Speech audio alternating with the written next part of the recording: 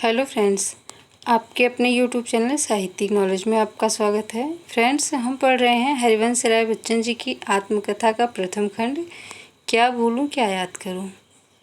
क्या भूलूं क्या याद करूं की घटनाओं को हम अब तक 11 भागों में देख चुके हैं।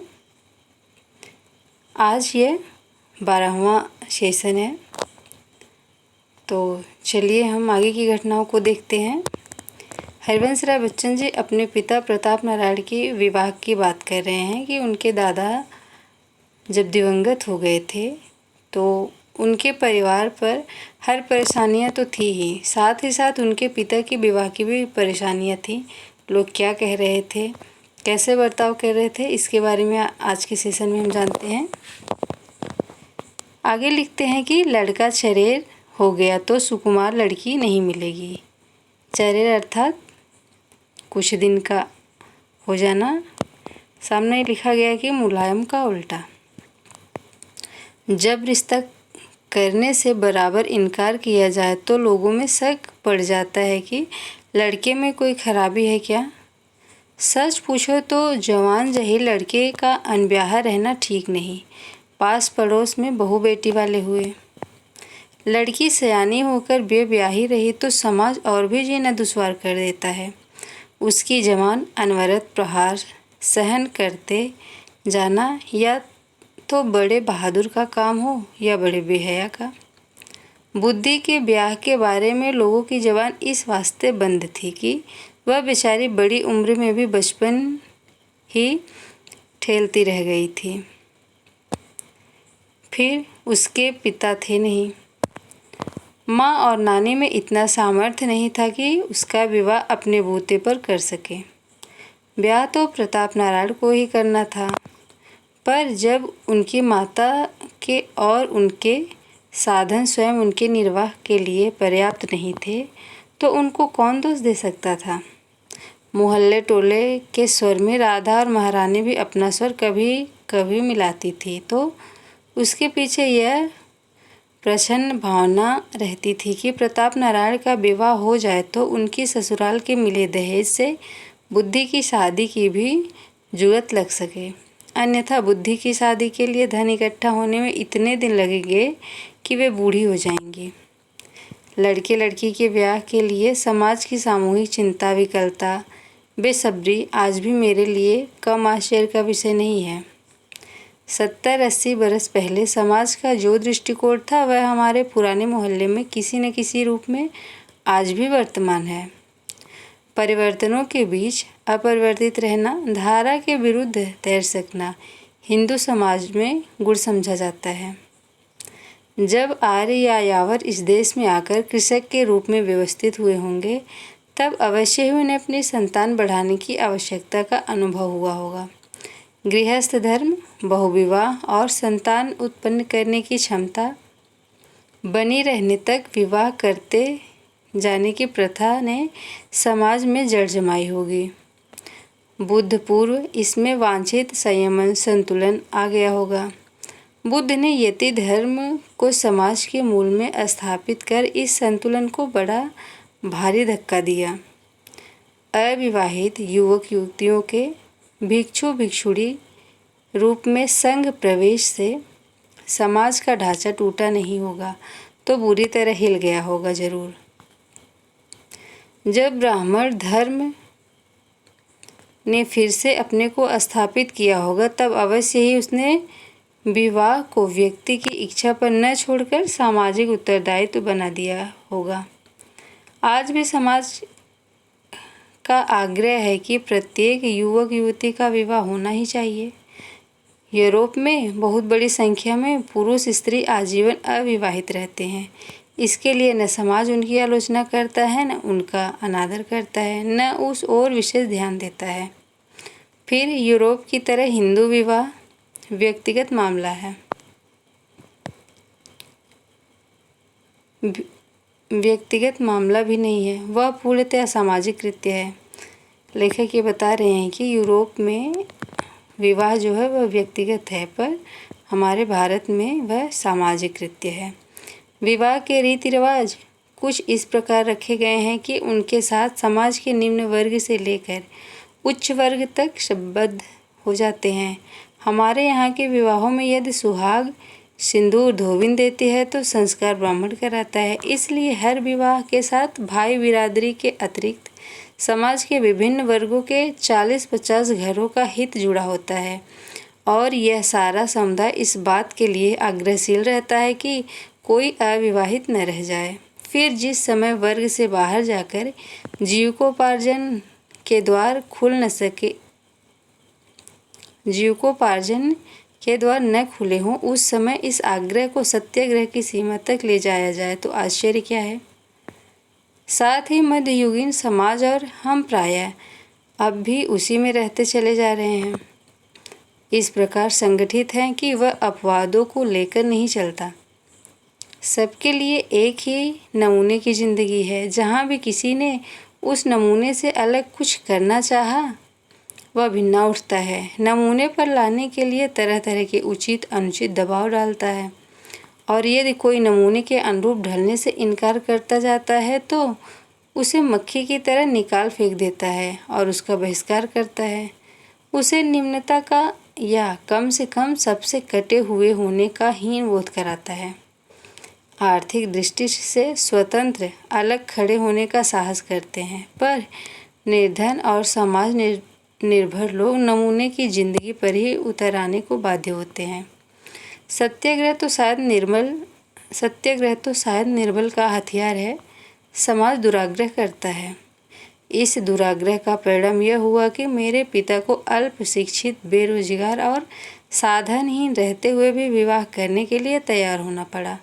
बाबा मरते समय उन पर बुद्धि के विवाह का उत्तरदायित्व तो छोड़ गए थे और उसे निभाना केवल इसी प्रकार संभव हो सकता था कि उन्हें जो कुछ नगद सामान दहेज के रूप में मिले उससे बुद्धि की शादी कर दी जाए। कुछ सहायता का आश्वासन अकोढ़िया से मिला, कुछ का मिर्जापुर से। फफूद से तुलसा ने हर तरह से अपने छोटे भाई की सहायता करने का वचन दिया। दादी और मेरे पिताजी ने भी मन में कहीं यह आशा अटकी होगी कि यदि किसी सौभाग्यवती कन्या का चरण घर में पड़ जाएगा तो निश्चय ही घर का भाग्य बदल जाएगा। अपने इकलौते बेटे की बहू का मुंह देखने की सुखद लालसा ने भी दादी को गुदगुदाया होगा। प्रताप नारायण का विवाह शहर इलाहाबाद के ही मोहल्ला कटरा के निवासी मुंशी ईश्वरी प्रसाद की कन्या के साथ तय हुआ। इन लाइनों को आप पॉइंट आउट करते चलिएगा क्योंकि ये मोस्ट इम्पॉर्टेंट है। देखिए, अब प्रताप नारायण का विवाह अर्थात बच्चन जी के पिताजी का विवाह कहाँ हुआ था? इलाहाबाद के कटरा मोहल्ला। और उसकी किसके यहाँ? मुंशी ईश्वरी प्रसाद के यहाँ। आगे नाम भी आएगा और बहुत सारी चीज़ें आएंगी, तो आप देखते चलिए, जो हाईलाइट है उसको नोट डाउन करते चलिएगा। ईश्वरी प्रसाद की कन्या के साथ तय हुआ जिसका नाम सुरसती था। यह मेरी माँ हुई। जाहिर है कि सुरसती सरस्वती का अपभ्रंश है, अर्थात बिगड़ा हुआ रूप है।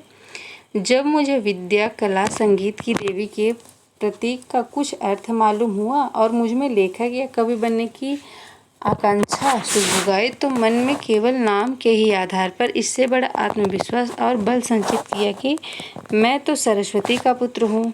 अज्ञान इतना भोला होता है कि उस पर हंसने या क्रुद्ध होने के बजाय उसे प्यार करने को जी चाहता है। प्रसंगवश यह भी बता दूं कि हिंदी के लेखक और कवियों में मेरे सबसे निकट श्री सुमित्रानंदन पंत की माता का नाम भी सरस्वती था। तो देखिए, इससे एक चीज़ और निकल के आती है कि सुमित्रानंदन पंत जी की माता का भी नाम क्या था? सरस्वती था। और बच्चन जी की भी माता का नाम सरस्वती था।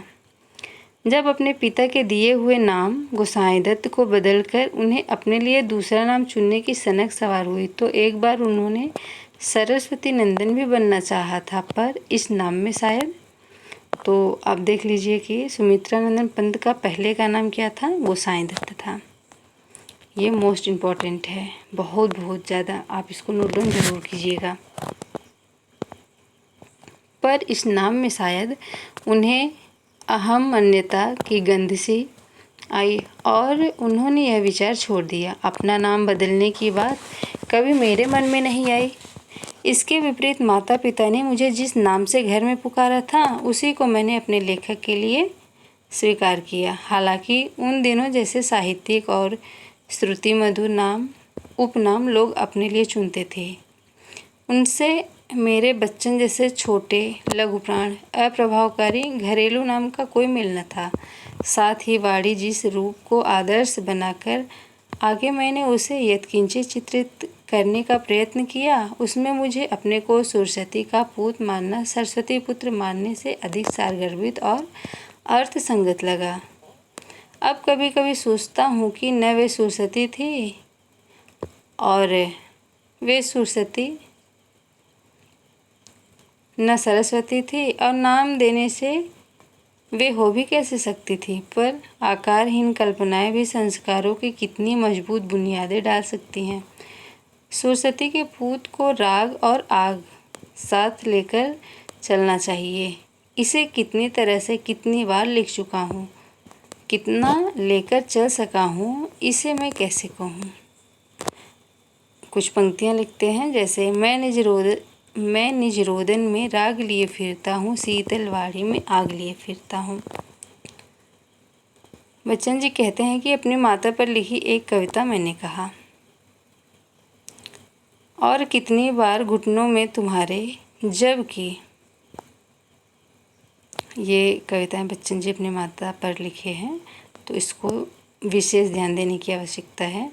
और कितनी बार घुटनों में तुम्हारे, जबकि घर में गीत का त्योहार होता था, मजीरों ढोल ताशों की गमक में बैठ कर लयताल स्वर था मैं सजोता। और मेरे झूमने पर जबकि तुमने पीठ मेरी थपथपाई थी लगा था, सरस्वती ने मूक मृत पाषाण छूकर राग भरती आग जैसे हो जगा दी। जीव को तुमने सिखाया बोल न आओ, गीत की लय कान में तुमने बसा दी।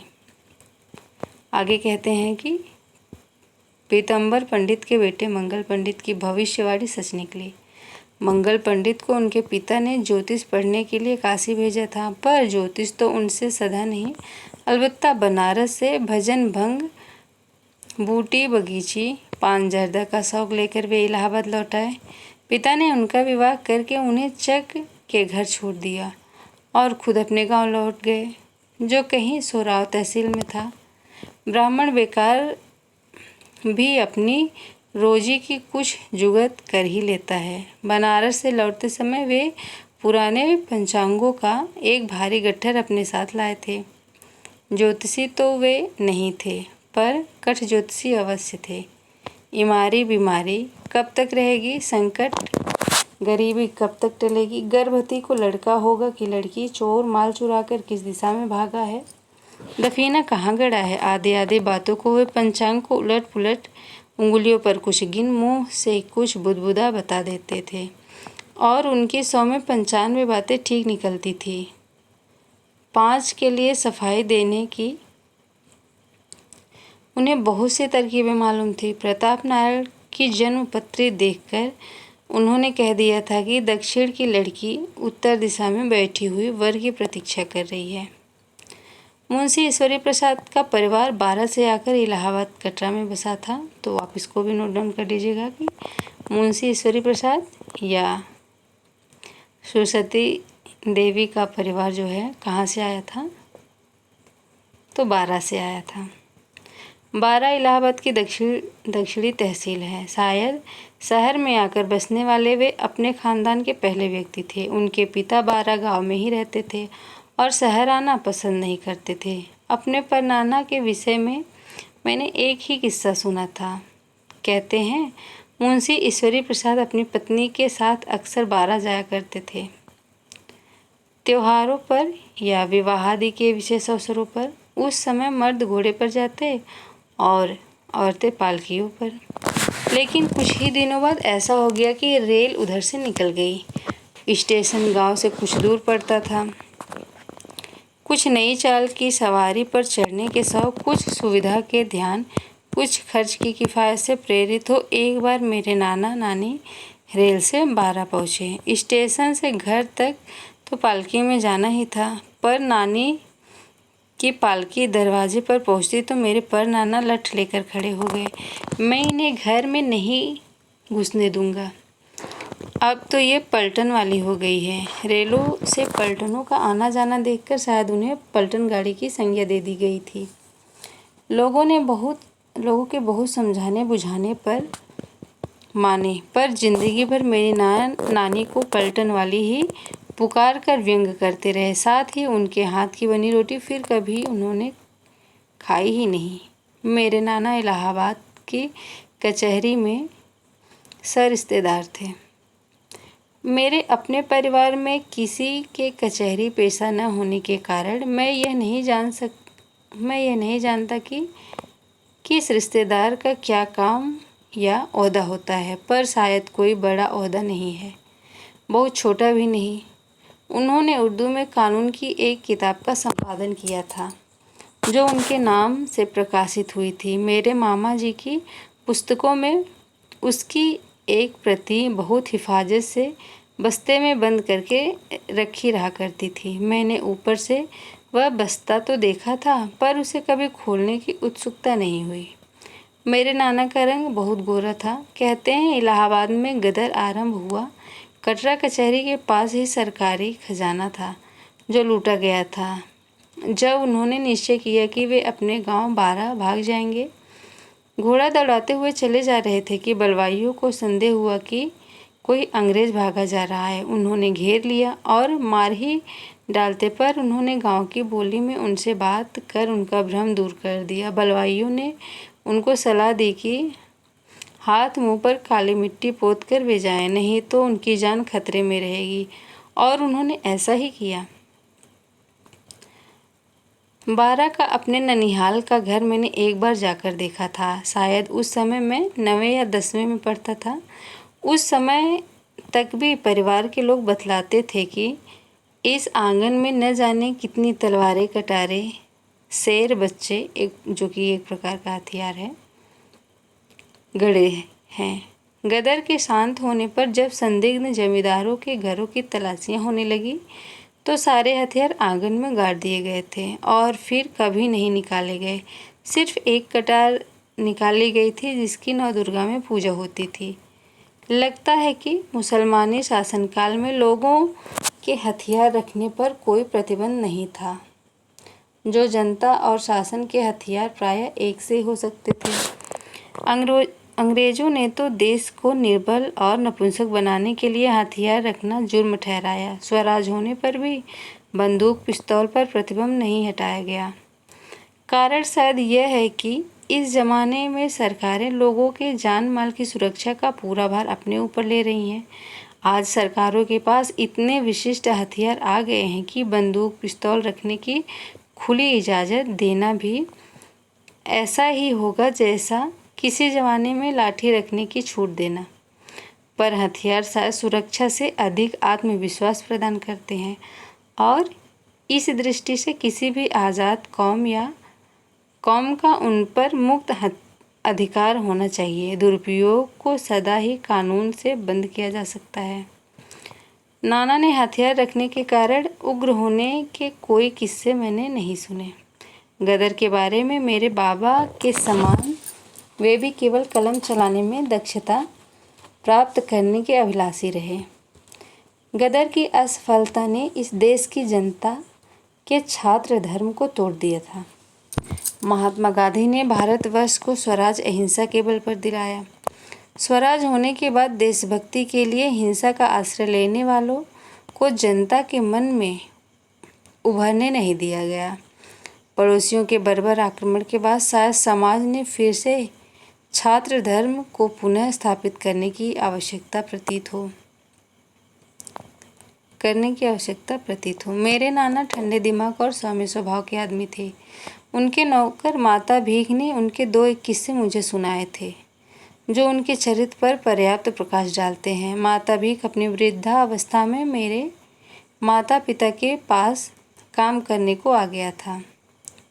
मेरी प्रारंभिक रचनाएं 3रा भाग की उरीड़ कहानी का नायक दक्खू अर्थात माता भीख पर ही आधारित है। लल्ली मेरी माँ ही है। माता भीख की मृत्यु मेरी ड्योढ़ी पर हुई थी और उसके अंतिम समय पर मेरी माता ने उसकी जितनी सेवा की थी, कहानी में वह बहुत कम करके रखी गई है। अपने पिता के पुराने वयोवृद्ध नौकर के साथ उन्होंने जिस स्नेह, संवेदना और समादर का व्यवहार किया था, उसने मेरी दृष्टि में उन्हें मानवी की श्रेणी से उठाकर देवी की श्रेणी में रख दिया था। धार्मिकता और नैतिकता में मेरे पिता भी बढ़े चढ़े थे। मेरे छोटे भाई ने मृत्यु शैया पर पड़े पड़े न जाने किस प्रसंग में कहा था कि मेरे पिता को चाहे स्वर्ग न मिला हो, पर मेरी माता को निश्चय ही स्वर्ग की प्राप्ति हुई होगी। पूजा पाठ तो वे अधिक न करती थी, पर दीन दुखी रोगी के लिए उनके मन में अपार ममता थी। माता भी अभी 12 से 14 का ही था जब वह नाना की सेवा में आ गया था। एक बार ऐसा हुआ कि मेरे नाना ने माता भीख को कुछ लाने के लिए बनिए की दुकान पर भेजा। चीज़ भीतर थी। बनिया जब तक लेने गया तब तक माता भीख ने कोई पसंद की चीज़ उठाकर अपनी जेब में रख ली। बनिया चालाक था। उसे बाहर आते ही अपनी चीज़ों पर या नौकर के मुंह पर एक निगाह डालकर यह पता चल गया कि उसने कुछ चोरी की है। बनिए ने माता भीख को इतना कसकर तमाचा मारा कि उसके कान से खून बहने लगा। माता भीख घर लौटा तब उसने सारा किस्सा नाना को बतलाया। नाना ने केवल इतना कहा, यह तमाचा उसने तुम्हें नहीं मुझे मारा है। यह सुनकर माता भीख शर्म से गड़ गया और फिर उसने कभी चोरी नहीं की। वह कहता, ऊ दिन की ई दिन, कौनों के एक परा होए कि लाख परा होए, मैं हाथ से ना ही छुएं। नाना को कचहरी के काम के सिलसिले में दौरे पर भी जाना पड़ता था।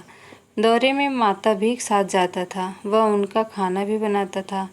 एक दिन माता भीख ने लौकी की रसेदार तरकारी और पूरी बनाई और थाली परोसकर नाना के सामने रख दी। नाना ने भोजन कर लिया और अपने काम पर बैठ गए। तब माता भीख खाने को बैठा तो पहला कौर मुंह में डालते ही उसने थूक दिया। वह लौकी तो तितलौकी थी और उसकी तरकारी मुंह में नहीं दी जाती थी, अर्थात खाई नहीं जाती थी। माता भीख हाथ जोड़कर नाना के सामने खड़ा हुआ, कहने लगा, हुजूर कसूर माफ़ होए, आज लौकी बड़ी कड़वी बनी और आप खा लिहन। नाना ने सिर्फ इतना कहा, तुम्हारा कोई कसूर नहीं, लौकी के भीतर की बात तुम कैसे जानते? आज मेरे लिए भगवान का यही हुक्म था। जब मैंने उसी का भोग भगवान को लगा दिया तो मैं खुद उसे खाने से कैसे इनकार करता? यदन्न पुरुषो भवति तदन्नस्य देवता। नाना ने इसके उल्टे को भी अपने लिए मान्य ठहरा लिया था। इसके विपरीत मेरे बाबा कहते हैं, खाने में बहुत मीन मेष निकालते थे। किसी को खाना बनाने में वे 100% नंबर कभी नहीं दे सकते थे। वे अक्सर कहते, हाँ सब्जी तो अच्छी बनी है पर जीरा ज़्यादा भुन गया है, या लौंग ज़रा कच्ची रह गई है, या इसी तरह की त्रुटि बतलाते। ऐसे त्रुटि बतलाने वाली छोटी से छोटी बात वे करते। सुस्वादु सुपक्व भोजन मुझे प्रिय है, पर मैं समझता हूँ स्वादिष्ट पर मेरा आग्रह नहीं है। हाँ, अगर खाना लापरवाही से बना हो तो अवश्य मुझे अच्छा नहीं लगता और कभी कभी मुझे गुस्सा भी आता है। हालांकि आना न चाहिए, क्योंकि प्रायः गलती अनजाने में हो जाती है कि कोई चीज़ जल गई, कि कच्ची रह गई, कि नमक ज़्यादा पड़ गया, कि बिल्कुल नहीं डाला गया। ऐसी हालतों में मुझे शांत करने का तेजी के हाथ में एक बड़ा कारगर नुस्खा आ गया है। बहुत गंभीर बनकर वे कहती हैं, अगर इस समय आपके नाना खाने पर बैठे होते तो वे क्या करते? और मैं चुपचाप जैसा भी खाना बना होता है खाकर उठ जाता हूँ। अगर कभी खाने में कोई त्रुटि बता दी तो उत्तर मिलता है, इस समय आपके बाबा आपकी जीभ पर बैठकर बोल रहे हैं। नाना बाबा के ये किस्से मेरे लड़कों को भी मालूम है और खाने की मेज पर जब खाना किसी के भी मन माफिक न हुआ तो कोई न कोई उन्हें छेड़ देता है और पूर्वजों की याद और मनोविनोद के बीच भोजन समाप्त होता है। मेरे नाना की मृत्यु जिस प्रकार हुई उससे भी लगता है कि वे बड़े संयत और गंभीर चरित्र व्यक्ति रहे होंगे। कहते हैं कि एक बड़े ज्योतिषी ने 1 वर्ष पूर्व उनके देहावसान की तिथि और घड़ी बतला दी थी। उनके एकमात्र कन्या विवाहने योग्य थी। एकमात्र पुत्र अभी 7-8 का ही था, पर उन्होंने घबराहट का कोई चिन्ह प्रकट न किया। मकान वे अपने बनवा ही चुके थे और अब भी पीले शिवालय की गली में मौजूद है, और जिसमें अपने अंतिम दिनों तक मेरे मामा जी रहते रहे। बेटी के ब्याह का उन्होंने पूरा सामान जुटा दिया। बेटी की शिक्षा के लिए नानी के पास रुपए जमा करा दिए। बेटी से क्या कहना था, पर उन्होंने मेरी नानी को आगाह कर दिया था। वे तो उसी दिन से तरह तरह के पूजा व्रत में लग गई। निश्चित दिन भी आ गया। नानी माला लेकर जप करने के लिए आसन पर बैठ गई, किंतु नाना का दैनिक कार्य हस्ब मामूल चल रहा था। कचहरी जाने का समय हुआ तो नानी ने रोका, लेकिन नाना ने हंसकर कहा, जिनके साथ जिंदगी भर काम किया है उनसे विदा तो ले आऊं। पूरे दिन काम करके वे घर लौटे। थोड़ी देर बाद उन्होंने छाती में दर्द की शिकायत की और सांस तोड़ दी। भविष्यवाणी करने में ज्योतिष की शक्ति पर मुझे पूरा विश्वास नहीं। जितना है वह संभवतः उसी दुर्बलता पर आधारित है जो प्राय सभी मनुष्यों में पाई जाती है, अज्ञात को जानने की जिज्ञासा। और इस दुर्बलता की अवस्था में मनुष्य निश्चित ही न जानने पर संभाव्य से कुछ सांत्वना प्राप्त कर लेता है। विश्वास यदि फलदायक हो तो विश्वास फलनाशक भी हो सकता है। मैं कभी कभी सोचता हूँ कि मेरे नाना की मृत्यु इस कारण तो पूर्वोक्त दिन समय पर नहीं हुई कि उसकी सत्यता में उन्हें पूर्ण विश्वास था। नाना के बड़े भाई के लड़के मुंशी दरबारी लाल 12 से इलाहाबाद आ गए और परिवार की देखरेख करने लगे। नानी के सिर पर 2 काम थे, कन्या सुरसती को ब्याह देना और बालक विंध्येश्वरी प्रसाद को पढ़ाना। विवाह की व्यवस्था जल्दी ही हो गई। प्रताप नारायण की कुंडली सुरसती की कुंडली से मिल गई। वर कन्या के परिवार में पूरा संतुलन था। वर के पिता स्वर्गवासी हो चुके थे, कन्या के भी। वर की भी माता विधवा होकर बैठी थी, कन्या की भी। वर की एकमात्र बहन थी, कन्या की भी एकमात्र भाई था। लड़के की ओर से किसी प्रकार का दहेज वगैरह नहीं मांगा गया। लड़की की ओर से यह आश्वासन दिया गया कि आखिर बेटी का ब्याह कर रहे हैं, क्या न देंगे। और एक दिन यह विवाह संपन्न हो गया। प्रताप नारायण के विवाह की चर्चा जैसे जैसे जोर पकड़ने लगी, वैसे वैसे राधा महारानी की बेचैनी बढ़ने लगी। वे बुद्धि का ब्याह लगाने को आतुर हो उठी। मंगल पंडित की ड्योढ़ी पर कभी माँ कभी बेटी बैठी दिखलाई देती, कभी बड़े बूढ़े रिश्तेदारों के यहाँ चक्कर लगाती। मंगल पंडित को लटकाने की आदत न थी। जिसको जो बतलाना होता फट से बता देते या कह देते, भैया इसमें हमारा ज्योतिष नहीं चलेगा। लेकिन राधा महारानी के साथ वे बहुत दिन से टाल मटोल करते रहे। पर जब वे बहुत उनका जी खाने लगी तो एक दिन उन्होंने व्यंग्य से मुस्कुराते हुए कहा, बुद्धि बड़भागी है, मूंगों से लदी जाएगी, मोतियों से लदी लौटेगी। राधा महारानी की बाछें खिल गई, लेकिन प्रताप नारायण ने रंग पहचाना और सशंकित हो गए। संभव है मंगल पंडित ने उनके कान में कुछ कह दिया हो। बुद्धि का विवाह बादशाही मंडी के बाबू राजकिशोर के साथ तय हो गया। वे 3 भाई थे, एक उनसे कुछ बड़े, एक उनसे बहुत छोटे। बड़े का नाम मेरी स्मृति से उतर गया है। छोटे बाबू धर्मकिशोर, जो आगे चलकर अकाउंटेंट जनरल के दफ्तर में ऊंचे पद पर पहुँचे। कुछ दिन इलाहाबाद यूनिवर्सिटी में सहायक रजिस्ट्रार के रूप में भी उन्होंने अपना काम किया। हिवेट रोड पर उन्होंने पक्का मकान बनवाया, परी भवन। कुछ वर्ष पहले उनकी मृत्यु हो चुकी है। प्रताप नारायण की शादी में जो कुछ बर्तन, कपड़े, रुपए आदि मिले थे, वे सब बुद्धि की शादी में लगा दिए गए। केवल एक जेबी घड़ी रख ली गई थी, जिसे मेरे पिताजी हर समय अपने पास या साथ रखते थे। लड़कपन में एक दिन मैंने वह घड़ी उनसे ले ली थी और मेरी असावधानी से वह खो गई। तभी मेरी माताजी ने कहा था, मेरे दहेज की एकमात्र निशानी यह घड़ी थी, वह भी आज इस घर से चली गई। जब 2 विवाहों की चहल पहल समाप्त हो गई तो प्रताप नारायण को नौकरी ढूंढने की फिक्र लगी। 12 का परिवार बढ़ रहा था। बाबू दरबारी लाल के बड़े भाई बाबू हजारी लाल के भी कई लड़के थे और अभी वे गांव में ही रहते थे। बालक बिंदेश्वरी प्रसाद और उनकी माता का कटरे में अकेले रहना कठिन होता था। इस विचार से दरबारी लाल ने शहर में ही आकर अस्थायी रूप से रहने का निश्चय किया। वे अपने परिवार को भी लाए और थोड़े दिनों बाद उन्हें किसी कोऑपरेटिव सोसाइटी के दफ्तर में नौकरी मिल गई। उनके कोऑपरेटिव में काम करने की बात मैंने अपने लड़कपन में सुनी थी, पर यह नौकरी ज़्यादा दिन नहीं चली। बाद को वे पायनियर प्रेस में क्लार्क के रूप में ले लिए गए। उन्होंने ही कह सुनकर प्रताप नारायण को पायनियर प्रेस में क्लार्क का काम दिला दिया। शायद उन्होंने 15 रुपये प्रति मास पर काम करना आरंभ किया। मेरी नानी से किसी समय खटपट होने पर दरबारी लाल दारागंज के किसी मकान में चले गए। नानी और मामा ने मकान के छोटे से हिस्से में रहने का निश्चय किया। बाकी मकान किराए पर उठा दिया गया। उसी से नानी के निर्वाह का मामा की शिक्षा का जुगाड़ होती रही। पायनियर उन दिनों अंग्रेजों की बड़ी संगठित और सुव्यवस्थित संस्था समझी जाती थी।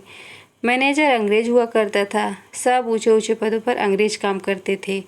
अच्छे अंग्रेज विद्वान पत्र का संपादन करते थे। उनके संपादकों में रडयार्ड किपलिंग का नाम जगत प्रसिद्ध हुआ।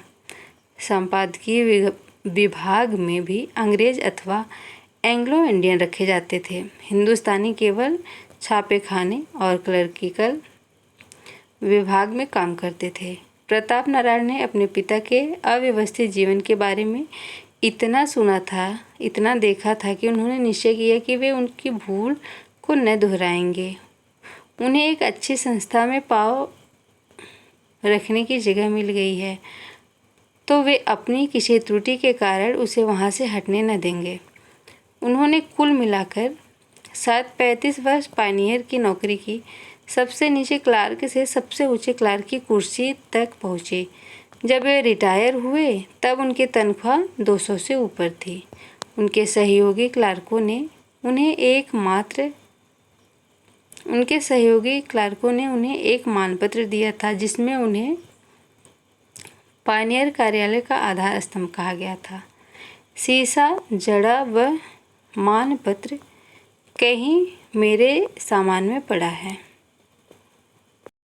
सुसती कद में मझोली और काठी में छरहरी थी। मेरे नाना का बहुत गोरा और मेरी नानी का बहुत सांवला रंग उनमें आकर गेहुआ हो गया था।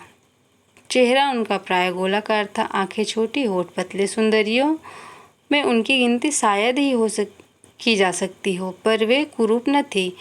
प्रताप नारायण का भी रंग गेहुआ ही कहा जा सकता है, पर सुसती के सामने कुछ दबा हुआ। चेहरा उनका रोमनों की ढाल सा लगता था। चौड़े से अधिक लंबाई ठुड्डी की ओर मुड़कर कोर सा बनाती हुई आंखें उनकी बड़ी बड़ी थी, जिनमें भंग पीने पर अथवा गुस्सा आने पर लाल डोरे पड़ जाते थे। सुसती की आंखें गुस्से में अधिक नीली हो जाती थी। होठ उनके मोटे और भरे हुए थे। वे पुरुष सौंदर्य प्रताप नारायण में अधिक था। ऐसा कहा जाता है कि शरीर की बनावट में मन के स्वभाव का संकेत रहता है, पर मुझे केवल बनावट के आधार पर स्वभाव का निरूपण नहीं करना है। मैंने दोनों को देखा, समझा। कुल मिलाकर प्रताप नारायण में पुरुषोचित पुरुषता थी। सुसती में स्त्रियोचित कोमलता। एक शासन करने के लिए बना था और दूसरी स्वेच्छा, दबकर नहीं, शासित होने के लिए नहीं। मेरे परिवार में एक विचित्र परंपरा चली आ रही है। एक पीढ़ी में पुरुष शासन करता है, दूसरी पीढ़ी में स्त्री। नायब साहब नैबाइन को दबाए रहते थे। मेरी दादी के सामने मेरे बाबा की सिट्टी गुम हो जाती थी। मेरी माता जी के लिए शेर पर सवा शेर बने रहते थे। मुझ पर, मेरे बच्चों पर प्राय मेरी पत्नी की हुकूमत चलती है और मेरे लड़कों को इसकी खुशी है कि अब उनके अपनी पत्नियों पर शासन करने की बारी आ रही है। पति पत्नी के संबंध में क्या हो, इस पर विभिन्न युगों और समाजों में तरह तरह के प्रयोग होते आए हैं, कहीं आदर्श को आगे रखकर, कहीं वास्तविकता को। और मुझे लगता है कि यत्र नार्यस्तु पूज्यते और देवी माँ सहचरी प्राण से उस संबंध के प्रति उतना ही अन्याय हुआ है जितना ढोल गंवार शूद्र पशु नारी से। नारी को पूजने का आदर्श बनाकर पुरुष ने अपने को कम नहीं पुजवाया और पीटने का अधिकार हाथ में रखकर शायद कम पीटा भी नहीं। पिटाई हमेशा शरीर की ही नहीं होती। स्त्री पीटने के लिए ऐसे सूक्ष्म तरीके जानती है कि रोया न छुए और लक्षण झाड़ दे। जब तक परिवार प्रथा विकटित नहीं हो जाती और कृत्रिम गर्भाधान समाज स्वीकृत नहीं हो जाता, तब तक पुरुष स्त्री के संतुलित संबंध की खोज बराबर जारी रहेगी। सारे प्रयोगों का औसत निकाला जाए तो प्रायः स्त्री ही पुरुष से दबी रहती है और इसका कारण बतलाया जाता है कि उसकी आर्थिक परतंत्रता। जहाँ आर्थिक स्वतंत्रता संभव हुई है वहाँ इसमें संदेह नहीं कि एक दूसरे से दबने की भावना दूर हो गई है, पर यह केवल बाहरी और नकारात्मक पक्ष है। समता की प्रतिद्वंदिता के तनाव की भावना कम नहीं है। यूरोप में पति पत्नी विच्छेद के कितने ही मामलों में आर्थिक स्वतंत्रता ही कारण बनी है। स्पष्ट है कि इस संबंध के एक भीतरी और भावनात्मक पक्ष की अवहेलना हुई है। नर नारी का वह आकर्षण जो प्रेम का रूप लेता है, एक दूसरे के किसी अभाव की पूर्ति करता है। फ्रेंड्स, इस सेशन में घटनाओं को यहीं तक देख रहे हैं। आगे की घटनाओं को देखने के लिए हम अगले सेशन में जाएंगे। तब तक यदि आपके लिए वीडियो उपयोगी है तो चैनल को लाइक, सब्सक्राइब और शेयर ज़रूर कीजिएगा।